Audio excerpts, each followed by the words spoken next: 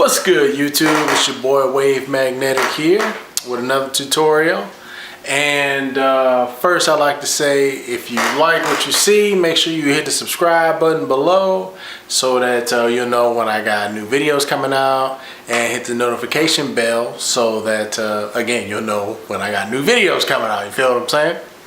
So yeah, today I'm gonna talk about how to get your drums to be super fat in Ableton with just the stock plugins, because you can do that and you can get pretty good results. You know what I'm saying? Really the main thing is first you gotta start off with a good sound. You know, if you got a good sound to start off with, then you know the tools, you know, you'll be able to make some stuff work, you know. So if we get right into it, the first thing that you need to do is you need to work on your kick drums, okay? So actually, you know what, first let's listen to what I got. All right, so this is what the drums sound like with nothing.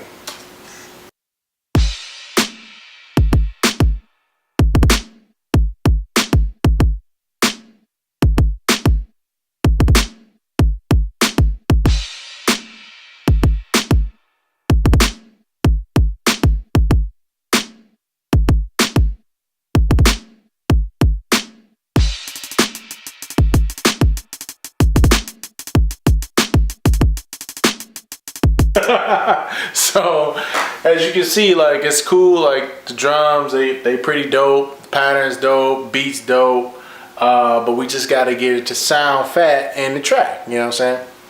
So first thing I would do is work with the kick drum, right? So first thing, balance it out, you know, get it to be like, make sure it sounds balanced to you before you do any kind of EQ or anything. Then hit the kick drum. So if we solo this kick,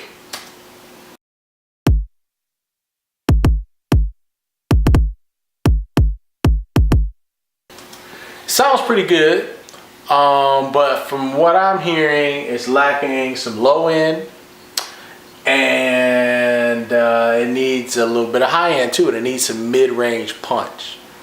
Yeah, so there's one way to think about it is the low end is like, you know, it keeps everything grounded, makes it feel like make it feel centered, you know, make you want to dance part, you know what I'm saying? It's just like, oh yeah, Then you got your mid-range, the punch part.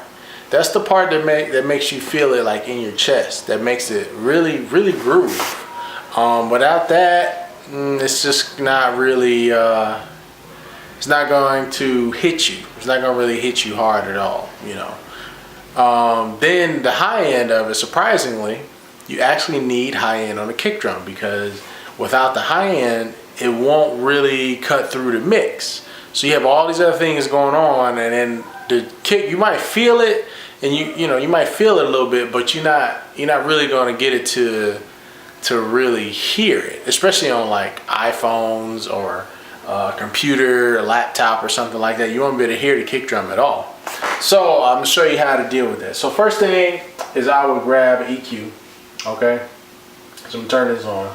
This is this is the EQ that I came up with for this drum. So let's see if I can turn them off. Yeah. So if you hit it,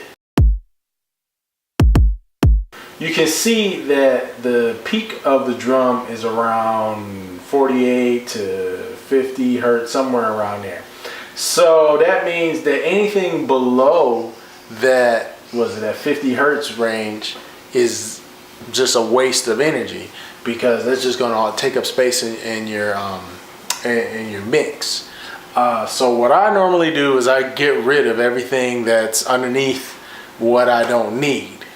So in this case, the kick drum goes down to about 50 hertz, where it's the usable part of the kick drum. So that's why I got this cut right here at 39 hertz that gets it out. But now what I do is I do want the low end to be in there though. So I want that 50 hertz to come through. So instead of adding another node there, what I did was I messed with the Q. So if you play with the Q here, as you can see, it boosts and cuts at the cutoff point for the high pass filter. So is it the ×4 high pass filter? I think that's 48 dB per octave, something like that. And then I mess with this Q to boost where right at the point that I'm cutting. Okay, so that's going to give me more low end where I need it and get rid of low end where I don't need it. So the next thing I'm going to do is give me some mid-range punch. Bam! Right there. So I took the third note, I put it at what, 67 hertz. Yeah.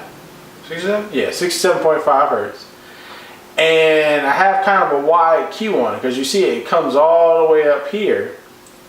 I'm getting some of, what's this, 200, you know, some of 120, all of this up to around 350. Up to like 350 I'm boosting up. So that's going to give me my mid-range punch. So let's hear what that sounds like.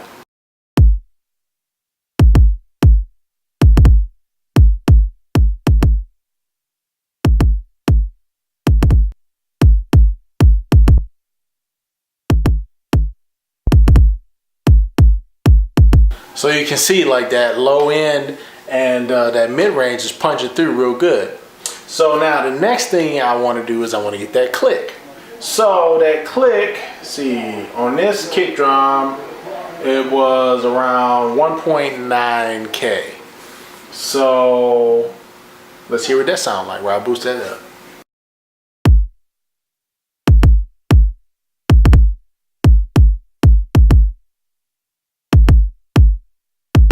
So if you see, that sounds like, it sounds a little like maybe harsh, I guess, by itself, but in the mix, it's really going to do what it needs to do.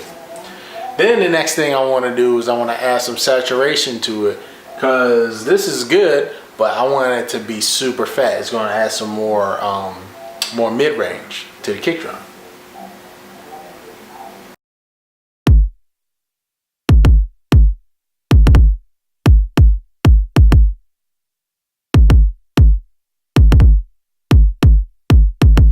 See that? Dopeness.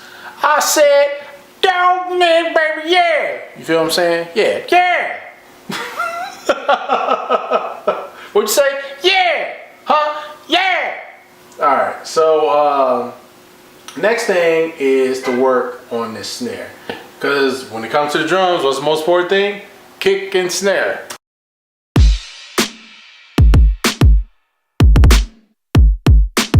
Yeah, that kick is dope. The snare needs a little work.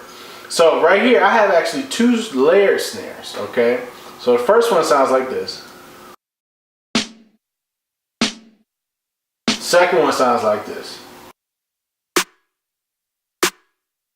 So one is a little lower, one is a little bit higher. So what I did, I took the lower one and I boosted where its fundamental frequency is. So when you turn on EQ8, you can see what you're doing.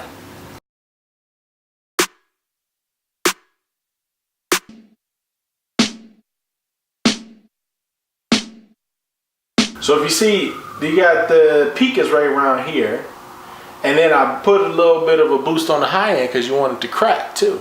So let's hear this before and after.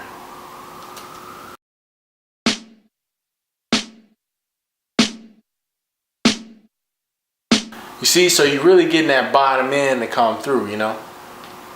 So then on the other higher pitch snare,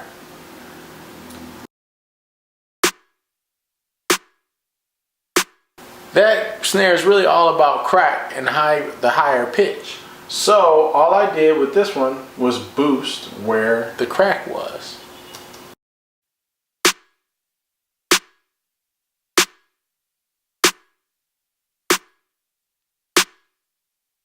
So, I mean, like, that's not that big of a difference. It is a little bit, but when you put it together with the 2 snare drums together, then you'll really be able to hear it.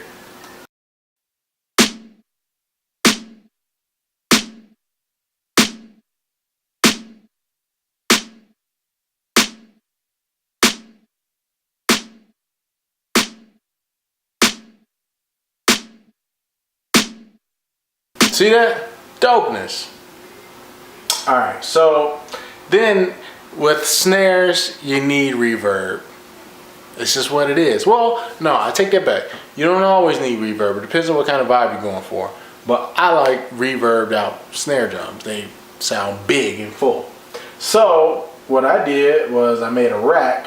So this right here, the effects rack, this is how you can do parallel processing in Ableton without busting stuff out. So you just make an effects rack. Just to make it quick, you can just say I want to make an effects rack. You highlight it, hit Command G or Control G, and now it's in a rack. If you want to do parallel processing, you just right click in here, you click create new chain. Now you got 2 chains, which means that you're doing parallel processing. Okay, so I'm going to undo that, put it back where I had it. And so if you listen now, I'm put some reverb on it.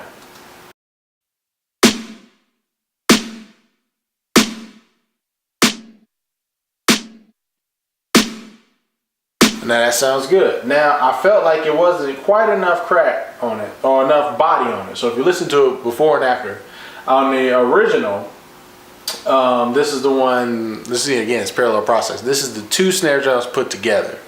Now I'm going to boost a little bit more of the body of those 2 snares together.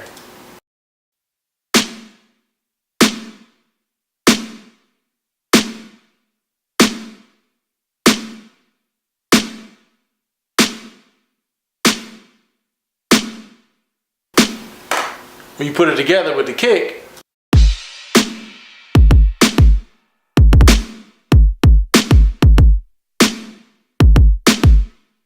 sounds dope. Okay, so now you want to do some processing the drums together as a whole. Okay, so now we want to put a little bit of compression on it because there's no compression on the drums at all. So one of the things when you're doing compression is that it makes it so that the drums flow together, and it also makes it so that the drums can be a little bit more punchy. The transients can come through a little bit more, or they can come back depending on what you're trying to do.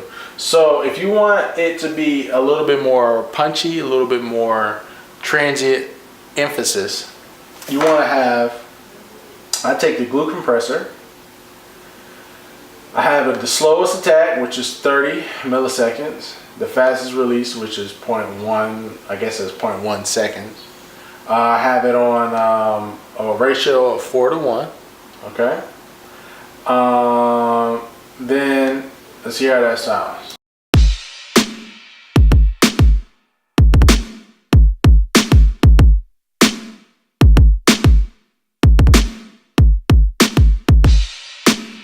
So that's good. It's getting it together, it's keeping it tight, nice, and working together real nice. So the other thing is that the glue compressor has the soft clipper. Now the soft clipper is kind of like a limiter, but it's a clipper, so it limits or clips the signal. I guess really it clips it. So it's kind of like if you overdrive a input on like a Neve board or SSL board or something like that. It creates a nice little saturation to it, and it makes it so that the drums don't get too out of control. Because sometimes when you are pushing that snare or pushing the kick, sometimes it can be too loud for your mix, and you kind of got to tame it a little bit. Okay. So you could do this on the master, I guess, but sometimes you want to do it on the groups inside of the mix before you get to the master. So I'm doing it here. So basically what you do to make this work is you turn soft clipping on, and you just turn this makeup gain, turn it up until you start seeing the yellow light come on for the clipper.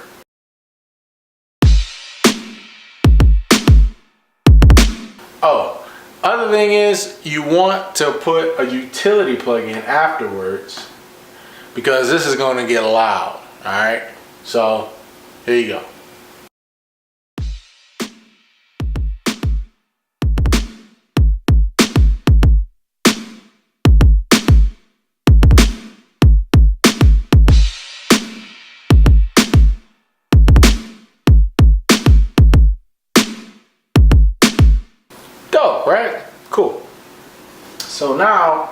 The next thing that you want to do is you can, or you don't have to, but what we're going to do right now to make these drums super fat, I said super fat, super fat.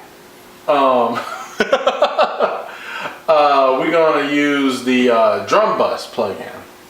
Now the drum bus plugin is pretty cool. Honestly, when you turn it on, it has a sound without even turning on the knobs. It just sounds kind of cool.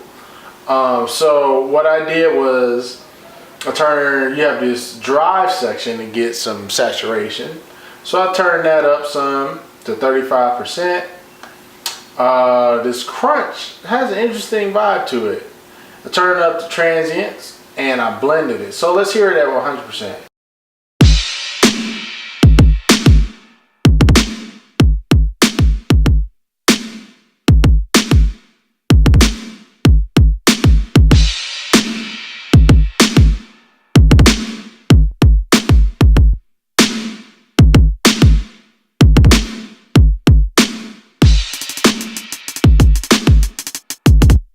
Bam! Woo, that's crispy right there.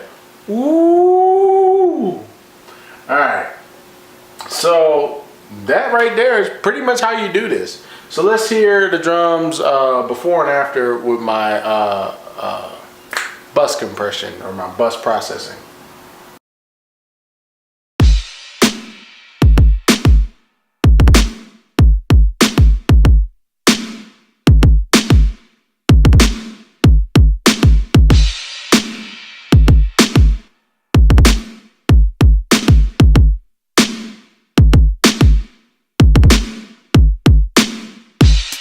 There it is. So this is how you can make your drums be super fat with just using the stock plugins of Ableton. Ableton's pretty dope. You can do a lot of stuff with it, you know.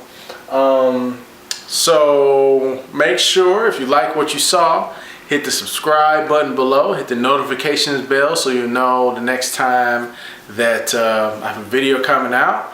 And make sure you subscribe. And I got new music videos coming out. Actually, Friday is another music video coming out. Forever. My Forever EP comes out April 12th. And make sure you check it out on Spotify or pick it up on iTunes. The music video is going to be out on Friday. So, alright now. I'll see you later. Peace.